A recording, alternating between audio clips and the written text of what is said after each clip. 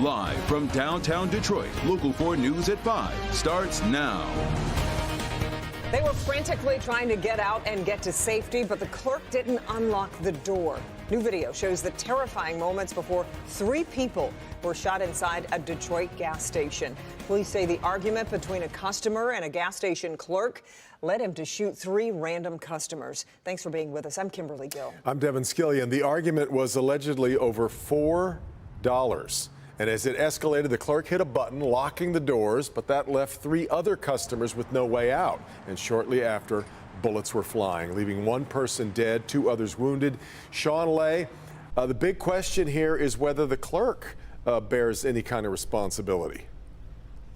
Good evening, Devin. That clerk has not been arrested. The clerk has not been charged, but we can only show you just a little bit of this video from inside the gas station. It is just so difficult to watch. There was nowhere for 3 customers to go. They were trapped when that clerk locked the door, locking them in with the gunman. We asked a legal expert about the clerk's actions. Apart from the legal component, I'm just going to tell you, it's also just so inhumane. I mean, apart from just the legal aspect, it's just inhumane. Local 4 legal analyst Neil Rockine reacting to the deadly shooting that took place inside this West Side gas station May 6th. Prosecutors say the clerk, behind protective glass, argued with the man over $4 worth of items. The clerk has the ability to lock the store's door, and he did. Police say the man arguing with the clerk is Anthony McCrae. McCrae was locked inside the store with 3 innocent customers. Prosecutors say McCrae makes it clear that if the clerk does not unlock the door, he will shoot the 3 innocent customers. We can only show you a moment of the chilling security camera video of the customers begging that clerk to let them out. The door remains locked. The 3 customers are shot. One, 37-year-old Gregory Kelly, is killed. McCrae is charged with murder and attempted murder. Could the clerk be arrested and charged? Lock those people in as they're begging to get out, lock them in with something that he knew or should have known was life-threatening. And as it turns out, it was. That clerk's got real liability, potentially in criminal court, but also in civil court. They're banging on the door to let them out. Yeah, it's unconscionable. All right, back here live again. The video is so disturbing, but all 3 men, the innocent customers, are at the glass at the register asking the clerk to let them out. The gunman is right there. Eventually, the gunman opens fire at point-blank range. Really difficult stuff here. But again, the clerk is not charged, has not been arrested. We asked police specifically about the clerk. They said everything remains under investigation. Devin, I asked the Wayne County Prosecutor's Office. They're expecting a warrant focused on the clerk. They haven't gotten back to us. I'll let you know when they do. Back to you. Well, there is so much to this, Sean. And you talked with one of the customers who was shot. In fact, shot 3 times, but survived it. Shot 3 times. Right next to him, his best friend gunned down. It's absolutely brutal. Of course, he blames the gunman, but tonight he also blames that clerk. Yeah. All right, Sean. Our other top story today at 5. Southfield's chief refuting claims of police brutality. It comes as video posted online is picking up steam on social media. Megan Woods live tonight with the video and what the chief is saying about it. Megan. Kimberly, 27-year-old Clint Willis is now paralyzed from the neck down, and police, Southfield police, are saying that he did that to himself. He also harmed a police officer, and then his family, we spoke to them. They didn't want to go on camera, but a lawsuit has been filed, and they say Clint shouldn't have been able to harm himself in the first place. Take a look. Take your hands out your pocket for me. 1, 2. Take your hands. Got you. Bam, you're done. This is just one of the multiple body cams recording around 8 a.m. April 5th. Police say it initially came in as a domestic violence call. The callers from the family suggested that the suspect named Mr. Clint Willis had assaulted his elderly mother, rendering her unconscious. He also says a second call came in about Clint damaging a vehicle too. But family tells us they called to help Clint with a mental health crisis. During this altercation, Clint struck an officer in the head near her eye. Yeah, I got him. We'll take care of your eye. Clint is then pinned down in cuffs. You can hear him mumbling to himself. He's then taken to the jail inside Southfield Police Department. Jail video is not foyable. And so me wanting to be very transparent, as I always am. You see, Clint is without cuffs as contracted staff from Allied Universal try to get him into a holding cell. But when he doesn't want to go, that's when things take a turn. You'll see in the video, he goes to the rear of the cell and then runs head first into the glass wall. Clint's attorneys say he had a broken neck and needed emergency surgery. He's now paralyzed from the neck down and in a rehabilitation facility. I wanted the family to have the information because they were functioning off of what they were told.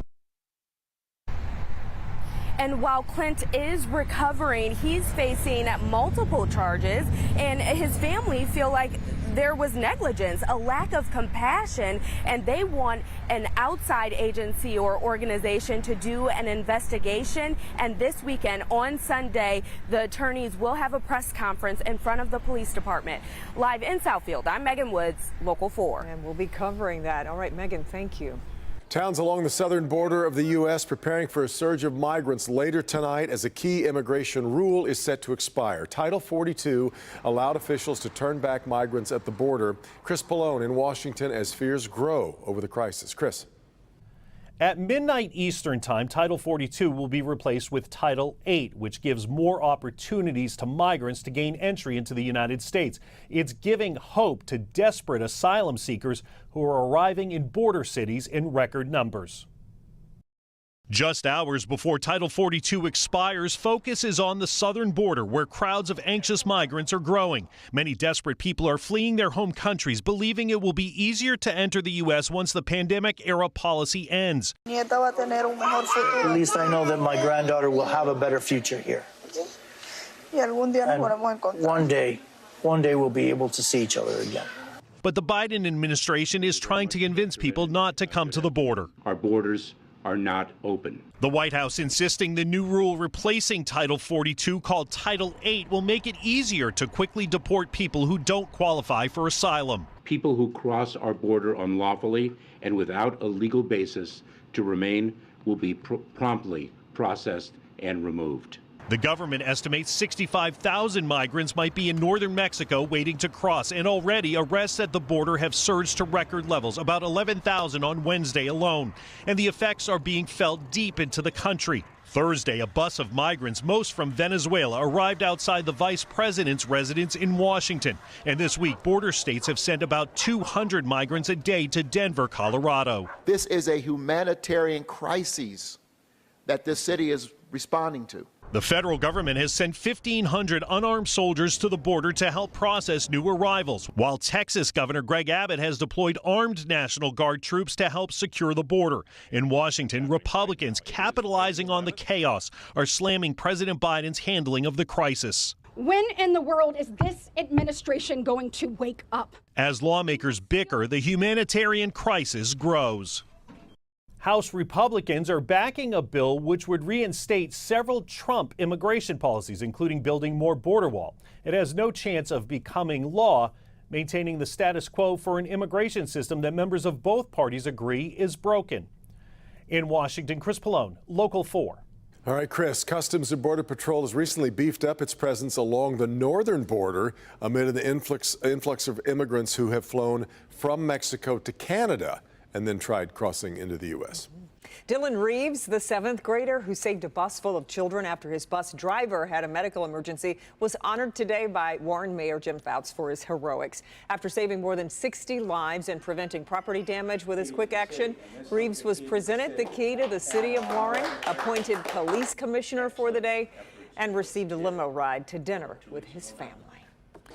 The NFL schedule for next season slowly coming out, and Lions fans woke up to a pretty sweet surprise. The first game of the season. Going to be a pretty good one. The Lions are going to play the defending champion Kansas City Chiefs in prime time, opening right here on Local 4. The game is set for Thursday, September 7th at Arrowhead Stadium in Kansas City.